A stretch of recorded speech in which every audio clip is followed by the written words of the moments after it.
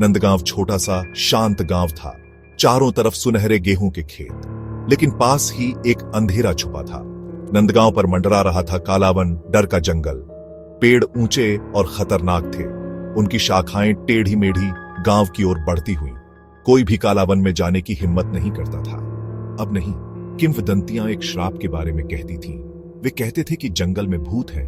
गांव वाले अजीब आवाजों और डरावनी आकृतियों के किस्से सुनाते थे, लेकिन सबसे डरावनी किंवदंती पूर्णिमा के बारे में थी। हर पूर्णिमा को एक जवान औरत गायब हो जाती थी। गांव वाले डर के साए में जीते थे। वे अपने दरवाजे और खिड़कियां बंद कर लेते थे। माताएं अपनी बेटियों को पास पकड़ लेती थीं। आसमान में चांद ऊंचा उठने के बाद कोई भी बाहर कदम रखने की हिम्मत नहीं करता था। कालावन एक भूखे जानवर की तरह था, जो अपने शिकार को पाउंस करने का इंतजार कर रहा था। गायब होने का एक डरावना पैटर्न था। हर महीने पूर्णिमा की रोशनी में ऐसा होता था। एक जवान औरत गायब हो जाती थी। कोई संघर्ष नहीं, लड़ाई का कोई निशान नहीं, बस एक खाली जगह जहां वह कभी खड़ी थी। अगली सुबह उसका शरीर मिलता था। वे उसे कालावन के अंदर एक टूटे हुए पुराने हवेली के पास पाते थे। हवेली रहस्यों का एक सड़ता हुआ महल था। इसकी खिड़कियां खाली आंखों की तरह। जवान औरत शांति से लेटी होती थी, मानो सो रही हो, लेकिन उसके शरीर पर अजीब निशान होते थे, ऐसे निशान जो गांव वालों को हड्डी तक ठंडा कर देते थे। नंदगांव पर डर एक कफन की तरह छाया हुआ था। गांव वाले श्राप के बारे में फुसफुसाते थे। कालावन में कौन सी बुराई छिपी? पूर्णिमा की रोशनी में पुरानी हवेली में क्या होता था? किसी ने भी पता लगाने की हिम्मत नहीं की, जब तक अर्जुन नहीं आया। अर्जुन अलग था। वह एक जवान आदमी था, जिसका स्पिरिट सूरज की तरह चमकदार था। जब दूसरे डर के मारे छिप जाते थे, अर्जुन सच्चाई जानने की इच्छा से जलता था। उसने श्राप और भूतों की फुसफुसाहट पर विश्वास करने से इनकार कर दिया। वह जानता था कि कोई एक्सप्लेनेशन तो होगा ही। अर्जुन ने कहानियों को ध्यान से सुना। उसने गायब होने के पैटर्न्स का अध्ययन किया। उसने पीड़ितों पर छोड़े गए निशानों की जांच की। वह जानता था कि वह दूर से रहस्य को नहीं सुलझा सकता। उसे अंधेरे का सामना करना पड़ा। उसे कालावन में प्रवेश करना पड़ा। उसने पूर्णिमा की रात जंगल में जाने का फैसला किया। यह सबसे खतरनाक समय था, लेकिन सबसे इंपॉर्टेंट भी। वह जानता था कि सच्चाई का पता लगाने का यही एकमात्र मौका था। उसने खुद को एक तलवार और एक मशाल से लैस किया। उसने एक गहरी सांस ली और अंधेरे में कदम रखा।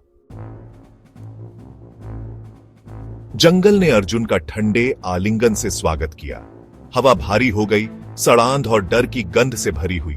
टेढ़ी मेढ़ी शाखाएं उसके कपड़ों से चिपक गईं, जैसे उसे अंधेरे में घसीटने की कोशिश कर रही हो।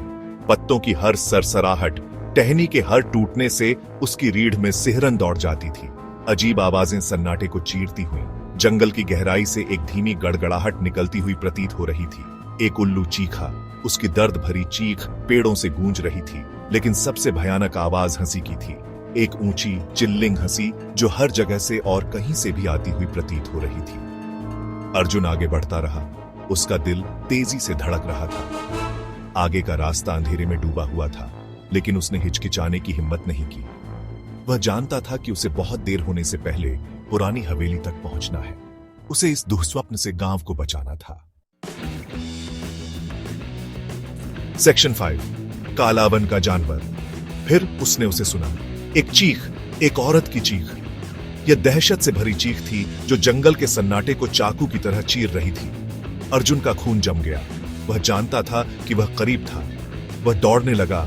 उसकी मशाल बेतहाशा उछल रही थी, ग्रोटेस्क साये बना रही थी जो उसके चारों ओर नाच रहे थे। चीख उसे कालावन के बीचों बीच दुःस्वप्न के सोर्स की ओर ले गई। आखिरकार उसने उसे देखा। हवेली उसके सामने मंडरा रही थी, पूर्णिमा की पृष्ठभूमि के खिलाफ एक कंकाल जैसी सिलुएट। हवेली एक बुरी रोशनी से धड़कती हुई प्रतीत हो रही थी। अर्जुन रेंगता हुआ करीब आया, उसका हाथ अपनी तलवार को कसकर पकड़े हुए। वह हवेली के अंदर से औरत के दबे हुए सिसकने की आवाज सुन सकता था। उसने चरमराते हुए दरवाजे को धक्का दिया और अंदर कदम रखा। अंदर की हवा सड़ांध और किसी और चीज की गंध से भरी हुई थी, कुछ सिनिस्टर। मकड़ी के जाले भयानक सजावट की तरह लटके हुए थे और फर्श पर धूल की मोटी परत जमी हुई थी। दीवारों में दरारों से चांदनी छन रही थी। कमरे को भयानक रोशनी के पैचेस में रोशन कर रही थी। कमरे के बीच में एक आकृति उसकी पीठ करके खड़ी थी। यह लंबी और कंकाल जैसी थी, बहते हुए काले वस्त्रों में लिपटी हुई। आकृति ने एक जवान औरत को अपनी पकड़ में रखा था। वह उसे कमजोर रूप से संघर्ष करते हुए देख सकता था। मदद के लिए उसकी चीखें एक गैग से दबी हुई थी। अर्जुन का दिल उसकी पसलियों से टकरा रहा था। वह जानता था कि उसने नंदगांव को त्रस्त करने वाले आतंक के सोर्स को ढूंढ लिया था। उसने कालावन के जानवर को ढूंढ लिया था। उसे जल्दी से काम करना था। उसने अपनी आवाज उठाई। उसकी आवाज सन्नाटे में गूंज रही थी, उसे छोड़ दो। आकृति घूमी और अर्जुन हाँफने लगा। उसका चेहरा एक ग्रोटेस्क मुखौटे के नीचे छिपा हुआ था, एक मानव खोपड़ी का भयानक कैरिकेचर। खाली आंखों के सॉकेट्स उसे घूर रहे थे और उसकी हड्डियों वाले चेहरे पर एक मलेवोलेंट मुस्कुराहट उत्कीर्ण प्रतीत हो रही थी। अर्जुन ने अपनी तलवार ऊंची उठाकर हमला किया। आकृति हंसी, एक सूखी कर्कश ध्वनि जिसने अर्जुन की रीढ़ में सिहरन दौड़ गई। उसने औरत को एक तरफ फेंक दिया और अपने हाथ उठाए। उनके चारों ओर फर्श पर अजीब सिंबल्स चमक रहे थे। हवा एनर्जी से चटक रही थी। अर्जुन को तब एहसास हुआ यह कोई साधारण आदमी नहीं था, यह एक जादूगर था। एक भयंकर लड़ाई शुरू हो गई। अर्जुन एक पागल आदमी के रोष से लड़ा।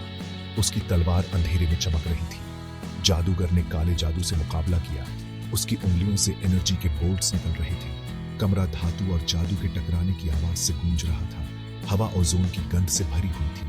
अर्जुन ने एक ओपनिंग देखा और लंच किया। उसकी तलवार ने अपना निशान पाया। जादूगर के दिल को छेद दिया। जादूगर ने एक कान फाड़ देने वाली चीख निकाली जो हवेली की नींव को हिला देने वाली प्रतीत हो रही थी। उसकी आंखों से रोशनी चली गई और वह जमीन पर गिर पड़ा। उसका शरीर धूल में बदल गया। जादूगर की मृत्यु के साथ हवेली शांत हो गई। दमनकारी माहौल हट गया। उसकी जगह एक अजीब शांति ने ले ली। अर्जुन ने जवान औरत को रिहा कर दिया। उसकी आंखें दहशत और कृतज्ञता से फैली हुई थीं। साथ में वे हवेली से बाहर और सुबह की रोशनी में लड़खड़ा गए। जादूगर की मृत्यु की खबर नंदगांव में जंगल की आग की तरह फैल गई। गांव पर राहत छा गई, सुबह की धुंध की तरह स्पष्ट। कालावन का श्राप टूट गया था।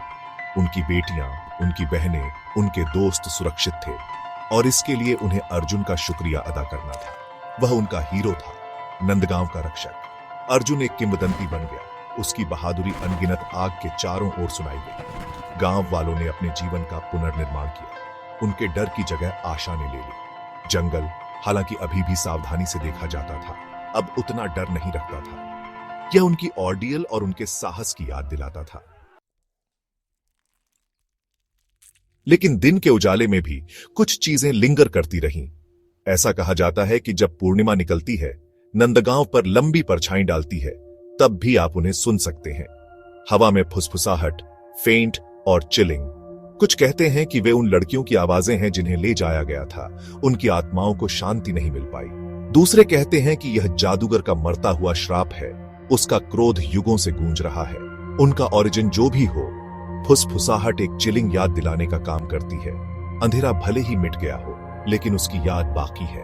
और कालावन के बीच में हवेली खामोश खड़ी है, अपने रहस्यों की चौकस रक्षक।